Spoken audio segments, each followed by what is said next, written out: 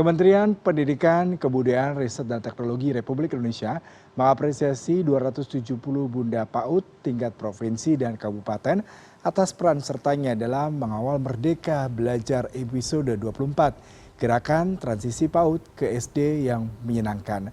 Apresiasi ini diberikan merujuk pada inovasi serta aksi nyata yang dilakukan Bunda PAUD dalam melakukan advokasi serta mengawal 3 target perubahan pada gerakan transisi PAUD ke SD yang menyenangkan di daerah masing-masing.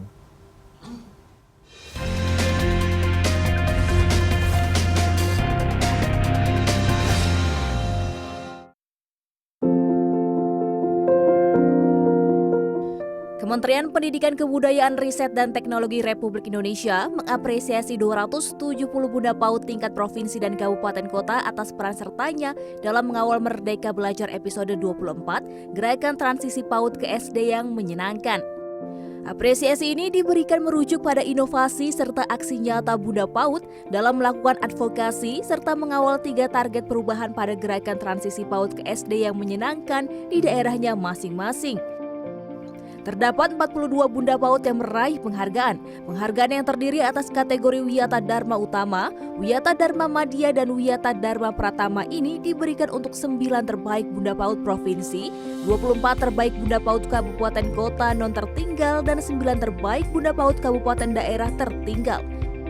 Dalam kesempatan ini, hadir Ibu Negara Iriana Joko Widodo, Ibu Wuri Ma'ruf Amin beserta pengurus dan anggota organisasi Aksi Solidaritas Era Kabinet Indonesia Maju. Dalam sambutannya, Ibu Negara mengapresiasi Bunda PAUD di seluruh Indonesia atas pencapaian dan upaya untuk memperkuat gerakan transisi PAUD ke SD yang menyenangkan. Gerakan ini juga telah menumbuhkan kesadaran guru-guru kita semuanya, dan juga bahwa pembelajaran di usia dini tidak hanya ditentukan oleh baca, tulis, dan hitung. Mendikbudristek Nadiem Anwar Makarim juga menyampaikan 3 target perubahan mulai tampak di tahun ajaran 2023-2024. Beberapa daerah telah berhasil menghilangkan tes calistung dari proses penerimaan peserta didik baru pada pendidikan dasar. Selain itu, penerapan masa perkenalan lingkungan sekolah bagi peserta didik baru selama 2 minggu pertama juga sudah banyak dilaksanakan satuan pendidikan di berbagai daerah. Hal ini menurut Nadiem tak luput dari peran Bunda PAUD yang secara aktif melakukan sosialisasi, advokasi, dan bahkan pendampingan selama masa PPDB dan MPLS.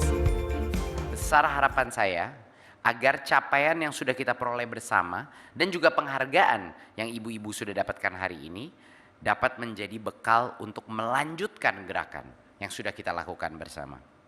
Mari lanjutkan transisi PAUD ke SD yang menyenangkan agar semua satuan pendidikan di seluruh Indonesia mengedepankan pengembangan kemampuan fondasi sebagai bekal anak-anak kita menjadi pembelajar sepanjang hayat.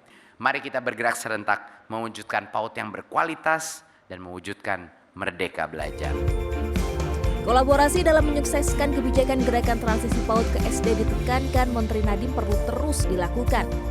Sebab masih ada target perubahan lain pada ekosistem pendidikan yang perlu dipastikan terjadi dalam proses pembelajaran di satuan pendidikan.